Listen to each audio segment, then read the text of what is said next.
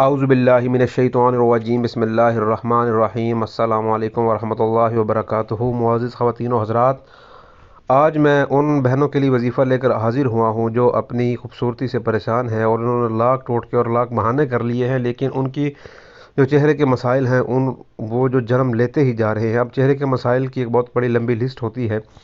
مثال کے طور پر ہم لے سکتے ہیں جھریاں، لے سکتے ہیں چھائیاں، لے سکتے ہیں پمپلز، لے سکتے ہیں دانے، لے سکتے ہیں۔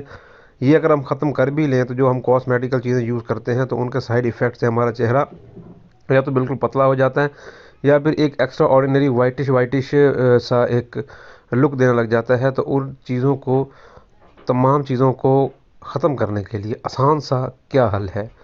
تو وہ آپ نے کرنا ہے اس رمضان المبارک میں وظیفہ اس میں آپ نے کچھ اس طریقے سے کرنا ہے کہ ٹھیک دوپہر کے وقت، جس کو ہم زوال کا وقت بھی کہتے ہیں، باوضو بیٹھ کر سورہ رحمان آپ نے 41 مرتبہ پڑھنی ہے۔ 41 مرتبہ پڑھنے کے دوران آپ نے کسی سے گفتگو نہیں کرنی اور آپ نے دوزانوں ہو کر ایک علیحدہ کونے یا کمرے میں بیٹھ کر کرنا ہے اور زوال کے وقت ہی آپ نے پڑھنا ہے۔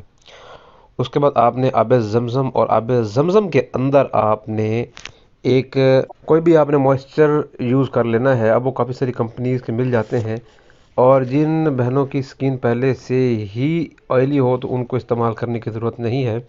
تو آپ نے اس کے بعد اس پانی سے 7 مرتبہ اپنے منہ پر چھینٹے مارنے ہیں۔ جب بھی آپ نے منہ دھونا ہے آپ نے 7 مرتبہ ہی چھینٹے مارنے ہیں، اور آپ نے اس میں سورہ مزمل کا ہی وظیفہ کرنا ہے۔ پورے رمضان مبارک آپ لگے رہیں، اس کو اپنی لائف روٹین بنا لیں۔ یہ پہلی بات۔ تو اس میں 2 فائدے ہوں گے، ایک تو آپ کے چہرے پر نور سا پروڈیوس ہو جائے گا، دوسرا یہ ہے کہ آپ کا تعلق جتنا اللہ سے مضبوط ہوتا جائے گا، جتنا آپ وظیفہ کرتے جائیں گی، اتنی آپ کی جو دل کی تمنائیں ہیں، خواہشات ہیں، آپ چاہے دعا مانگے یا نہ مانگے، وہ مکمل طور پر پوری ہوتی جائیں گی۔ پھر بھی دعا مانگنا انسان کے لیے بہت فائدہ مند ہے، آپ اللہ تعالیٰ سے دعا بھی کرتی رہیں۔